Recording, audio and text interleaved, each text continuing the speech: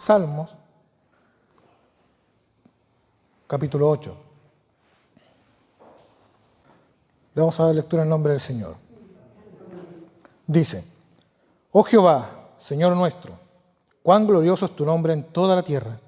Has puesto tu gloria sobre los cielos. De la boca de los niños y de los que maman fundaste la fortaleza.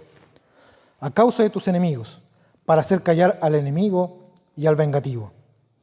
Cuando veo tus cielos, obra de tus dedos, la luna y las estrellas que tú formaste, digo, ¿qué es el hombre para que tengas de él memoria? ¿Y el hijo del hombre para que lo visites? Le has hecho poco menor que los ángeles, y lo coronaste de gloria y honra. Le hiciste señorear sobre las obras de tus manos.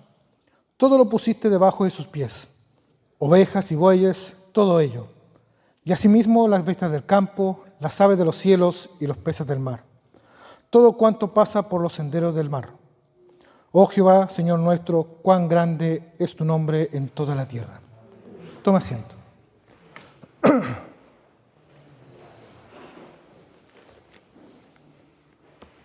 Miren, mis hermanos, el Salmo 8 es uno de los salmos más majestuosos y profundamente teológicos de todo el Salterio, de todo el libro de Salmos. Es un cántico de adoración, pero también es una confrontación directa al orgullo humano. Aquí David lo vemos contemplando los cielos y mientras mira la creación de Dios, termina contemplando realmente la gloria de Dios, la gloria de Él. Y cuando contempla verdaderamente la gloria de Dios, recién entonces logra entender correctamente qué es el hombre. Recién ahí, recién después de contemplar lo que Dios es, comprende cuál es su lugar, qué es el hombre. Y ese es precisamente el problema que quizá nuestra generación está pasando, o tiene, porque vivimos en un tiempo donde el hombre se ha convertido en el centro de todo. El centro de la cultura, el centro de la verdad, el centro de la moral e incluso el centro de muchos púlpitos. En el centro de muchos púlpitos. Ya las predicaciones quizás modernas muchas veces ya no comienzan con cuán glorioso es Dios, sino que comienza, por ejemplo, cómo mejorar tu vida, cómo alcanzar tus sueños, cómo descubrir tu potencial, cómo sentirte mejor contigo mismo. Hay muchos mensajes así. Hay muchos mensajes en redes sociales, en YouTube, que uno puede buscar y ver, y muchos mensajes así. Muchos púlpitos han reemplazado la gloria de Dios por la exaltación al hombre. Y la predicación se ha vuelto antropocéntrica, centrada en el hombre, y ya no teocéntrica, o bibliocéntrica, o evangeliocéntrica, o cristocéntrica. Centrada en la palabra, centrada en Dios, centrada en Cristo. Y esto, mis hermanos, yo tengo que decirlo con mucha claridad, pero con mucho amor. Un púlpito centrado en el hombre, un púlpito que está centrado en el hombre, produce cristianos débiles, falsos y carnales. Porque el hombre no necesita, nosotros no necesitamos entretenimiento dentro de las iglesias. No necesitamos que nos entretengan. Por eso les comentaba adelante. ¿Debe haber la alabanza? Sí. Pero no debe haber un espectáculo. No es necesario. Y la palabra es lo central. No necesitamos ser entretenidos por lo que se haga dentro de las iglesias. Necesitamos ver a Dios. Necesitamos contemplar su santidad. Necesitamos ser confrontados por nuestro pecado. Debemos ser confrontados por el pecado que hay en nosotros. Necesitamos arrepentirnos. Necesitamos a Cristo. Y eso es exactamente lo que está diciendo y hablando el Salmo 8. El versículo 1 decía: Oh Jehová, Señor nuestro, cuán glorioso es tu nombre en toda la tierra. Has puesto tu gloria sobre los cielos. Y aquí David comienza donde toda verdadera predicación debe comenzar, con Dios. Con Dios. No comienza con las necesidades humanas, no comienza con las emociones humanas, no comienza con experiencias personales, porque el púlpito no es para hablar de nuestra vida, es para hablar de Dios, de su palabra. Oportunidades hay para poder entregar un testimonio, para poder pedir oración, oportunidades hay. Pero el momento de la exhortación de la palabra es para eso, para predicar la palabra de Dios.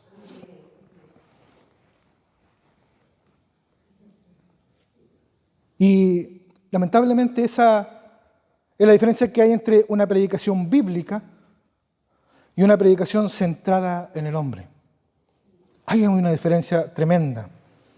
La verdadera predicación expositiva, lo voy a explicar un ratito más, no existe para entretener personas, sino que existe para revelar la gloria de Dios, para revelar las maravillas de Dios por intermedio de la Escritura.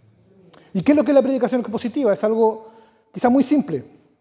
Es tomar el texto, exponerlo en su contexto y aplicarlo a la vida del oyente. ¿Qué quiere decir? Que es el texto predicado por intermedio del texto y no por intermedio de lo que el predicador quiere decir. Es la palabra lo que quiere decir y no lo que el predicador quiere decir a través de la palabra.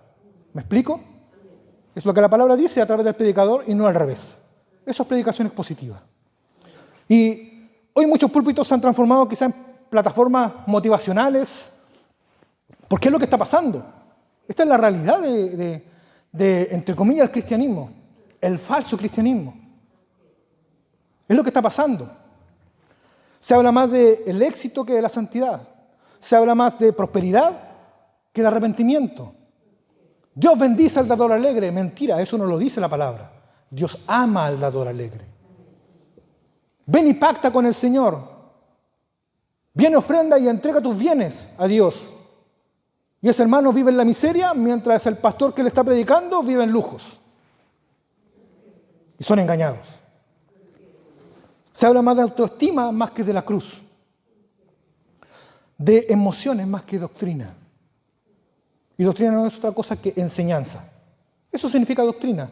A veces somos un poquito reacios en escuchar la palabra doctrina, pero es enseñanza. La doctrina de Dios es la enseñanza de Dios. Y tristemente, muchas iglesias ya no se preguntan qué glorifica a Dios, sino que qué atrae más personas. ¿Qué atrae más personas? Pero el Evangelio jamás fue diseñado para entretener cabras, sino que fue dado para alimentar ovejas. David dice: cuán glorioso es tu nombre. Y aquí el nombre de Dios representa su carácter, su autoridad, su santidad y su majestad. David entiende algo que muchos quizá hemos olvidado, que el centro del universo no es el hombre, que el centro del universo es Dios. Y hermano, gran parte del evangelismo moderno ha convertido a Dios en un medio para alcanzar nuestras propias metas humanas. Por ejemplo, ven a Cristo y serás rico, por ejemplo. Ven a Cristo y serás sano. Eso no es el llamado del evangelio. ¿Dios te puede sanar? Sí. ¿Dios te puede prosperar? Claro que sí. Pero eso no es el llamado del evangelio. Ven a Cristo y arrepiéntete de tus pecados. Ese es el llamado del evangelio. Y Cristo muchas veces es presentado como una ayuda emocional, como un facilitador de sueños quizá. Tengo una idea, Señor, ayúdame a concretar esta idea. No. Una solución quizá terapéutica. Pero Cristo no vino primordialmente a mejorar nuestra autoestima. Obviamente, cuando nos sentimos amados por Dios, nuestro ánimo y nuestra autoestima obviamente crece, porque nos damos cuenta que somos amados por el más grande, porque fuimos rescatados por el Dios dueño del universo. Obviamente nuestra autoestima debe crecer, porque Dios nos hizo importantes, no porque lo hayamos sido. Dios nos perfecciona. Nosotros no llegamos perfectos aquí, nos llegamos haciendo buenas obras para que Dios nos eligiera. Dios nos eligió a pesar de lo que éramos y para poder ser perfectos en Él.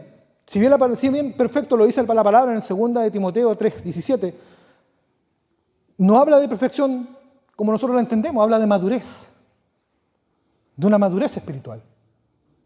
Perfecto aunque queramos nunca lo vamos a poder ser, pero sí madurar espiritualmente, sí vivir una vida en santidad, sí vivir una vida en integridad continua y creciente.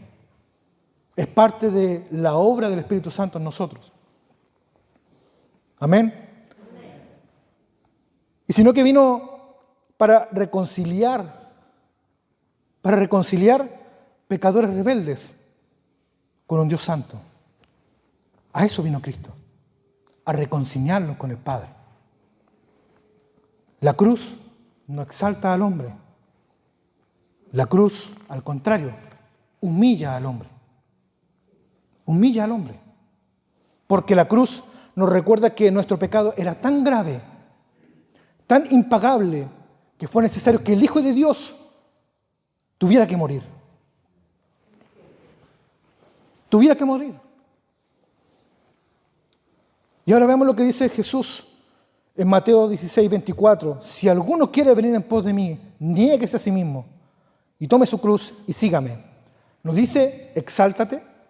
Nos dice, descubre tu potencial o descubre tu grandeza, sino niéguese a sí mismo. Negarse a sí mismo. Y eso es exactamente lo opuesto al mensaje antropocéntrico centrado en el hombre de hoy en día.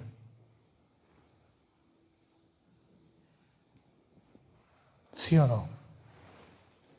Ese es el mensaje que se está entregando en muchas iglesias, en mega iglesias, en donde todo lo que se ve es espectacular, donde hay cámaras, transmisión en vivo. Insisto, no estoy diciendo que esté malo, pero no es lo central. Si el mensaje fuera bueno, no hubiera ningún problema de poder mostrar la grandeza de que Dios hace con su pueblo al mundo. Pero si el que está delante habla de sí mismo o cree que Dios viene solamente a bendecirte y eso es lo que te enseña, huyamos de esos lugares. Huyan de esos lugares. De esos falsos pastores, falsos profetas, falsos apóstoles. El versículo 2 dice, de la boca de los niños y de los que maman fundaste la fortaleza. Y ahora miremos este pasaje, mis hermanos. Dios usa lo débil para avergonzar lo fuerte. Y Jesús citó este versículo en Mateo 21, versos 14 y 16. Dice, y vinieron a él en el templo ciegos y cojos, y los sanó. Pero los principales sacerdotes y los escribas, viendo las maravillas que hacía, y a los muchachos aclamando en el templo y diciendo, Hosana al Hijo de David, se indignaron y le dijeron, ¿oyes lo que estos dicen? Y Jesús les dijo, sí, ¿nunca leísteis? De la boca de los niños y de los que maman perfeccionaste la alabanza. ¿Quiénes se dieron cuenta? ¿Quiénes son los que reconocieron al Mesías? No fueron los orgullosos líderes religiosos. No los expertos llenos de orgullo, llenos de arrogancia. Fueron niños. ¿Y por qué? Porque Dios resiste al soberbio. Porque Dios resiste al soberbio. En la humildad Él se glorifica. Y muchas iglesias han comenzado a confiar más en estrategias humanas más que en el poder de Dios. Como le decía, en espectáculos, en emocionalismo, tratando de emocionar al hermano, emocionar a la gente para que llore, para que sienta una supuesta presencia de Dios. Y tratan de motivarlos, y emplean psicología para atraer más gente a las iglesias. Y lo único que están formando son falsos creyentes, falsos convertidos. Lo ven como marketing.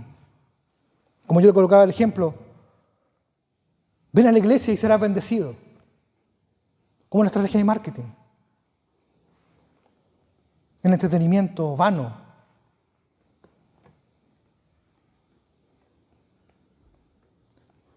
Y miren, mis hermanos, una de las cosas que nos debería preocupar, si un inconverso llega por primera vez a la iglesia y se siente cómoda, es porque no estamos haciendo bien las cosas. Porque la alabanza debe confrontarte el pecado. Porque la palabra debe confrontar el pecado.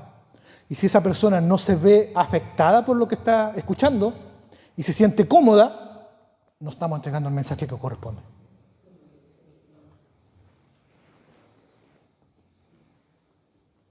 Pero la iglesia avanza, ¿por qué? Por la proclamación fiel de la palabra de Dios, de la Escritura. Pablo dijo en 1 Corintios 1:27, sino que los necios del mundo escogió Dios para avergonzar a los sabios, y lo débil del mundo escogió Dios para avergonzar a los fuertes. A nosotros nos escogió de lo débil,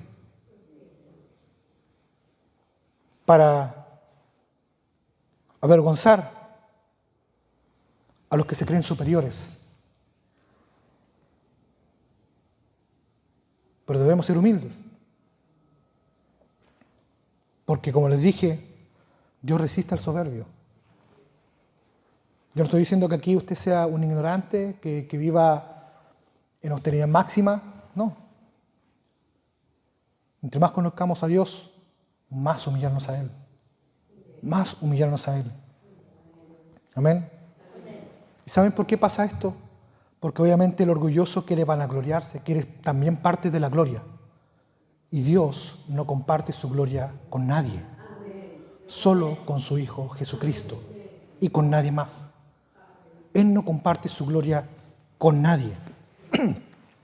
El verso 3 y 4 dice, cuando veo tus cielos, obra de tus dedos, la luna y las estrellas que tú formaste, digo, ¿qué es el hombre para que tengas de él memoria? ¿Y el Hijo del hombre para que le visites? Y aquí David, contemplando la creación, y mientras más contempla los cielos, más pequeño se siente. Ve la creación, ve la luna, ve las estrellas, ve el universo, ve la expansión del cielo. Y dice, ¿quién soy yo para que me visites? Para que te acuerdes de mí. Ve su pequeñez. David ve su pequeñez por intermedio de la creación de Dios. Por ejemplo, Pablo, cuando comenzaba su ministerio, él decía, yo, Pablo, el último de los apóstoles. Seguía avanzando su carrera y llegó en un punto y dijo, yo, Pablo, el último de los santos, el último de todos nosotros. Él se consideraba el último. Ya casi terminando su carrera decía, yo, Pablo, el primero de los pecadores. A medida que más avanzaba, que más conocía a Dios, más reconocía su lugar. Más reconocía su lugar en la historia redentora. Entre más lo conocía, más se humillaba.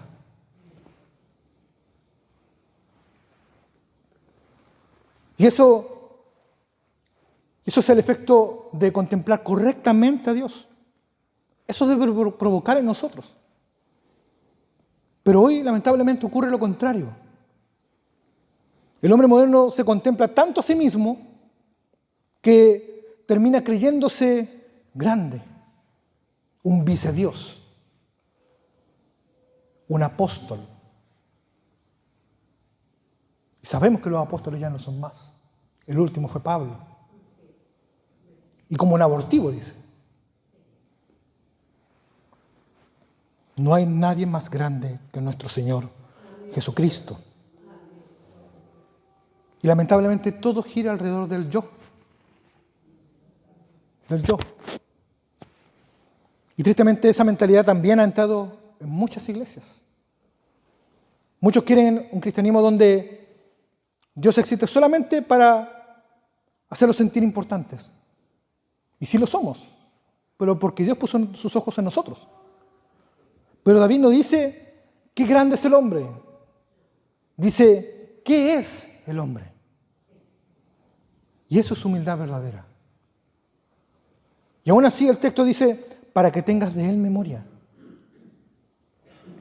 Y yo digo, qué gracia tan inmensa que Dios haya tenido memoria de nosotros, se haya acordado de nosotros, nos haya elegido no por lo que nosotros hicimos, sino porque a Él simplemente le plació antes de que todas las cosas fueran creadas.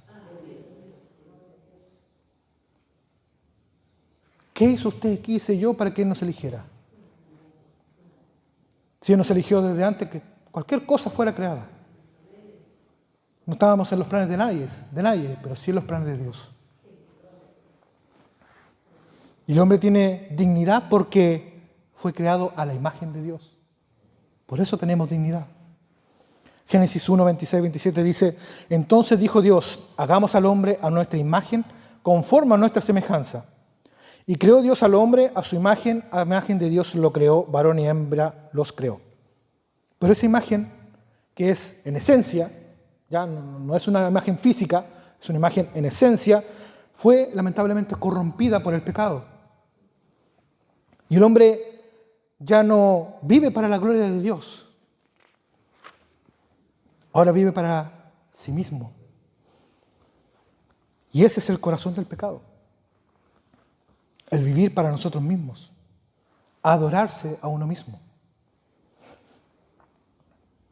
El Salmo 8, verso 5 en adelante dice, le has hecho un poco menor que los ángeles y lo coronaste de gloria y de honra. Le hiciste señorear sobre las obras de tus manos. Todo lo pusiste debajo de sus pies. Ovejas y bueyes, todo ello. Y asimismo las bestias del campo, las aves de los cielos y los peces del mar. Todo cuanto pasa por los senderos del mar. Y aquí vemos que Dios creó al hombre con un propósito y una responsabilidad. Adán debía gobernar la creación bajo la autoridad de Dios. Esa era la misión de Adán. Pero el pecado destruyó todo eso.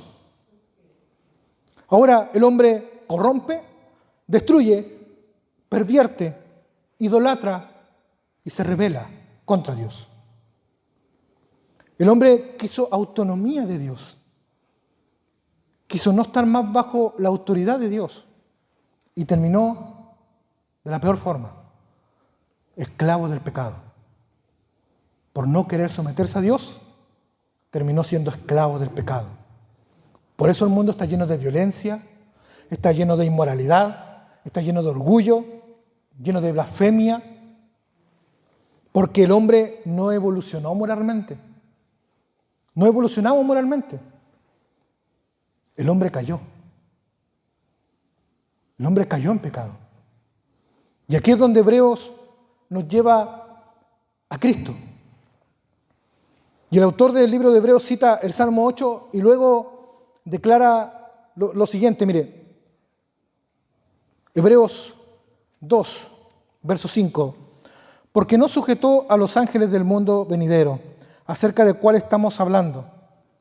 Pero alguien testificó en cierto lugar diciendo, ¿qué es el hombre para que te acuerdes de él, o el hijo del hombre para que le visites? Le hiciste poco menor que los ángeles, le coronaste de gloria y de honra, y le pusiste sobre las obras de tus manos. Todo lo sujetaste bajo sus pies, porque en cuanto le sujetó todas las cosas, nada dejó que sea sujeto a él.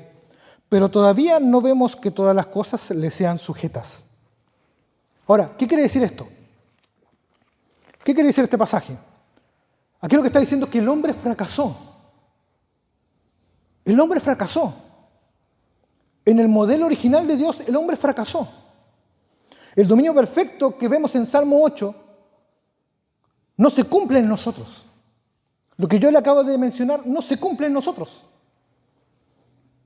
Porque luego dice en el versículo 9 del mismo capítulo 2 de Hebreos, Pero vemos a aquel que fue hecho un poco menor que los ángeles, a Jesús, coronado de gloria y de honra, a causa del padecimiento de la muerte, para que por la gracia de Dios gustase la muerte por todos. Y aquí está el Evangelio. Y aquí está el Evangelio del Señor Jesucristo. Donde Adán cayó, Cristo venció.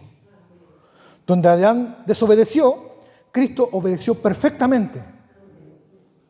Donde Adán trajo condenación, Cristo trajo salvación. Adán introdujo la muerte, pero Cristo venció la muerte. Amén.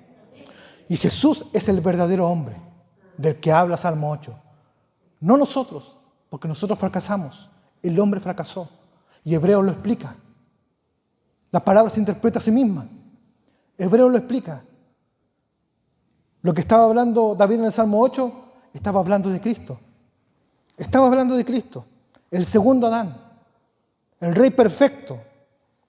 Y Cristo hizo algo que ningún hombre podía hacer. Vivió sin pecado. Sin pecado. Y luego fue a la cruz. Se hizo maldito por causa nuestra, para darnos salvación y vida eterna. Isaías 53:5 dice, mas el herido fue por nuestras rebeliones, molido por nuestros pecados. Y lo que la cruz revela es la gravedad de nuestro pecado.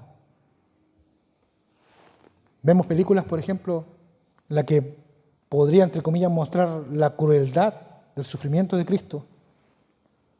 Aún así, lo más cruel que usted pueda haber visto quizá en alguna película, eso no es nada para lo que realmente pasó. Pero no se quede con esa imagen. Imagínese usted en ese lugar. Porque ahí deberíamos haber estado nosotros. En ese lugar. No Cristo. Él no pecó. Él es sin pecado. Nosotros estábamos muertos en delito y pecado. Ese castigo era para nosotros, no para Él. Pero era necesario que Él muriera y padeciera por nosotros, para que en su nombre podamos ser salvos. Pero luego Cristo resucitó y fue coronado de gloria y honra. Y el Salmo 8 encuentra su perfecto cumplimiento en la persona de Jesús. Mis hermanos, mire, el Salmo 8 destruye completamente el orgullo humano, nuestro orgullo, nuestra vanagloria. No hay espacio para la arrogancia, para la autosuficiencia, para la vanagloria espiritual. Que yo hago esto, yo hago esto otro, yo predico, yo soy músico, yo soy diácono, yo soy pastor. No.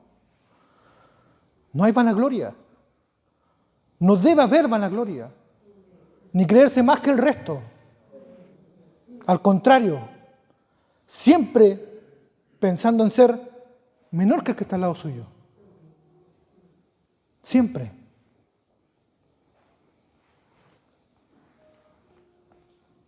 ¿Cómo puede jactarse el hombre delante de Dios si en realidad, ¿qué somos? Delante del Dios creador de las galaxias, del universo, en expansión, como dicen los que saben. ¿Quiénes somos nosotros? Estamos colgando de un hilo. Así de frágil en nuestra vida. Dios siquiera hace esto. Y en nosotros se cumpliría su justicia. No sería injusto, se cumpliría su justicia. Pero en nosotros se cumple otro atributo de Dios, su misericordia, su amor. ¿A quién? Su amor a su Hijo Jesucristo. Y en Él, a nosotros. En Cristo. No por nosotros, en Cristo. Y aún así, seguimos viendo estos púlpitos centrados en arrogantes, centradas en cualquier cosa para llamar la atención. Cristianos centrados en sí mismos, sin preocuparse del que está al lado quizás, de condenar, de preocuparse de la paja del ojo ajeno y no de quitar la viga que tenemos en nuestros ojos. Necesitamos volver urgentemente a una predicación centrada en Dios, centrada en la Escritura.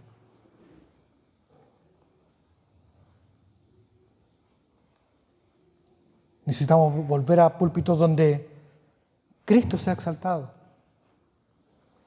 donde el pecado sea realmente confrontado, donde la santidad de Dios sea realmente proclamada. Y donde el Evangelio de Jesucristo sea anunciado fielmente. El Evangelio, las buenas noticias de salvación, la obra meritoria de Cristo. Porque una iglesia entretenida no necesariamente es una iglesia convertida. Un sermón lleno de emociones no necesariamente es una predicación llena del Espíritu Santo. Porque la verdadera obra del Espíritu Santo convence de pecado, humilla al hombre, exalta a Cristo y produce arrepentimiento. Nosotros no debemos de andar de yo proclamo, yo declaro. Lo único que puedo declarar es que Cristo es Rey. Lo único que puedo proclamar o declarar que Cristo viene. Menos que yo decreto. El único que tiene poder creativo es Dios. El único que con sus labios, con su palabra, creó las cosas. El único. Yo no puedo declarar santidad, decreto santidad, sanidad, perdón. ¿Quién soy yo? Un simple instrumento de Dios. El único que tiene poder para decretar y crear las cosas con su boca es Dios.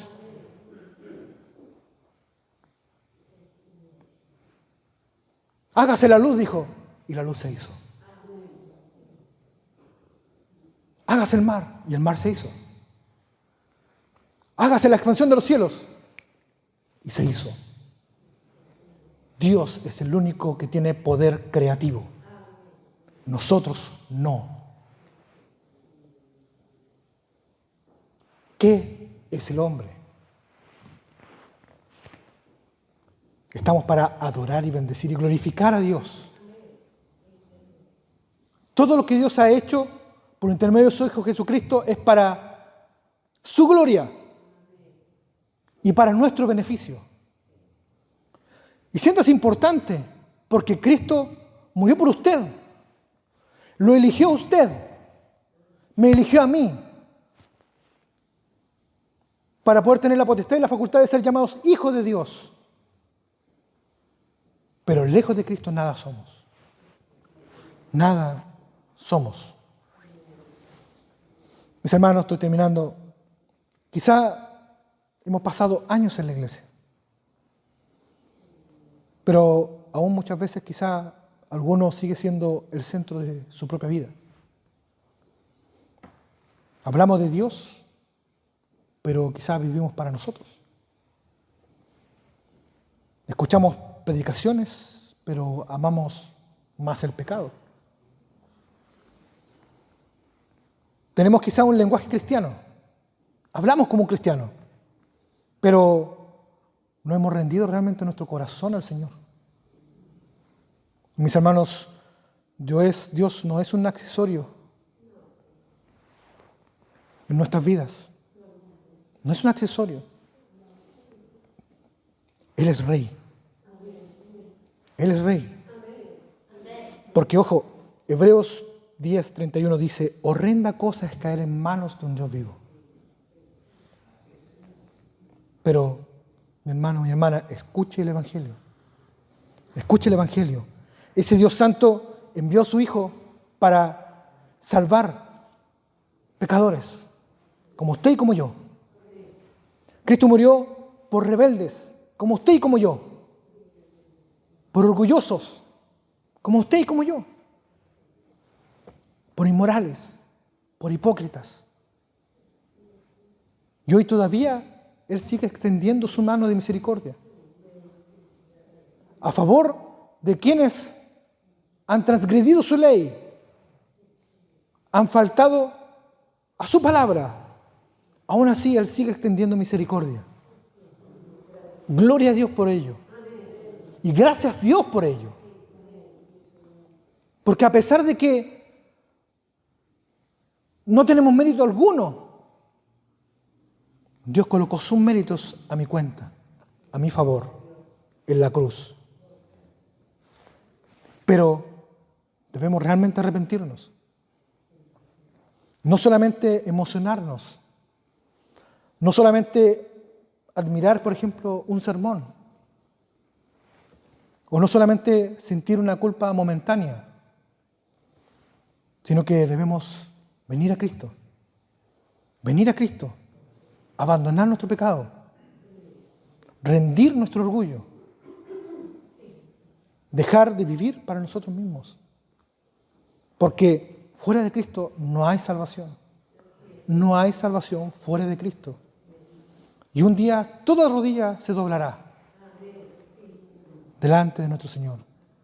Filipenses 2:10 dice, para que en el nombre de Jesús se doble toda rodilla y toda lengua confiese que Jesucristo es el Señor, para gloria de Dios Padre.